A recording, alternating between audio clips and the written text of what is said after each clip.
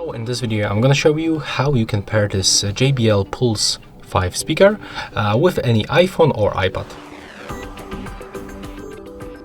So first of all, before the pairing, just remember to charge your speaker by using this USB-C port, and also remember to disconnect other previously connected devices.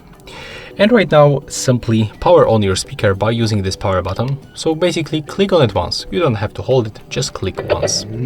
It will light up, as you can see. And in most cases, it will turn to the pairing mode manually, automatically. But if you have to put it manually to the pairing mode, just click on the Bluetooth button once.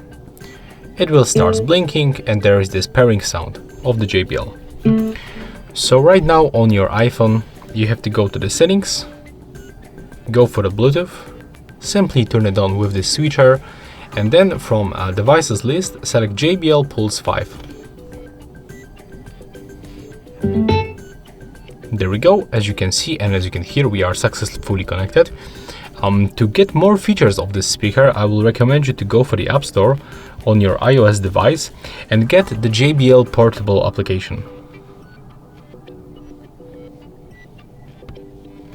So go for the search pool, type JBL Portable. You can also pick it from this quick list. That's the application that we have to download. So let's do this right now. Click install and just confirm with the password.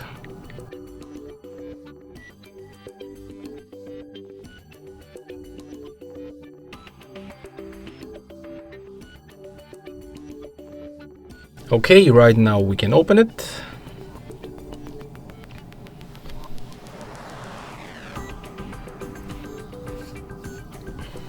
Click to get started, accept all of these permissions that will pop on your screen. Right now it is looking for our speaker, but as you can see, right now we are successfully connected because previously we connect this speaker by the standard boot settings. And yeah, that's all for this video. Hope you like it.